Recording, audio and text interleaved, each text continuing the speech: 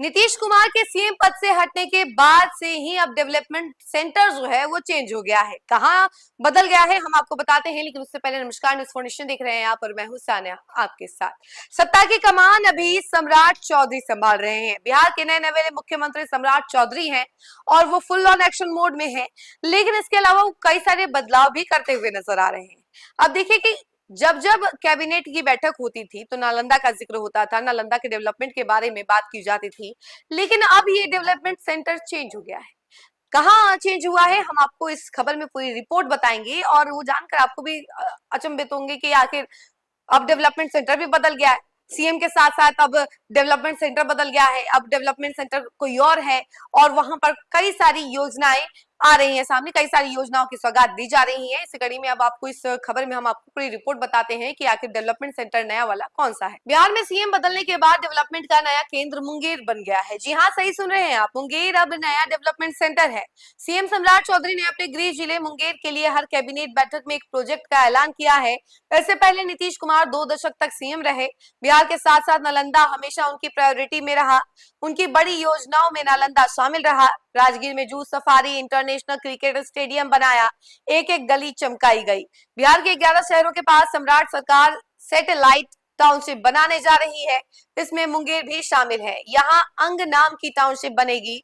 Township के लिए बड़ियारपुर के गांवों में राजधान, राकस, चौलाहा, इसके अलावा पहाड़पुर आरजी, बरैल, हरपुर आरजी, खड़क शहरी, राजधान, पासी चौक, राजधान आरजी, बरेली आजरी, पासी चौक और इसके अलावा बाबू चौक, बहादुरपुर, बगरा, मिर्चा चौक, खड़कसारही, बरौली, गोसन चौक, बरियारपुर, कुमरारपुर और आरजी, बारली आरजी, रतनपुर, चुकी नीरपुर और चिरैया बादस की जमीन ली जा रही है। धरारा में टोला बनेली, पहाड़, जमालपुर के पाटम, खड़गपुर के बैराजपुर आरजी, वृंदावन, नाकी, लक्ष्मीपुर, पारसोतिमपुर, गालिमपुर, विक्रमपुर और तेलियाडीह की जमीनें ली जानी है। ये सभी इलाके ग्रामीण क्षेत्र के हैं जहां जमीन की खरीद बिक्री पर 30 मार्च 2027 तक के लिए रोक लगाई गई है।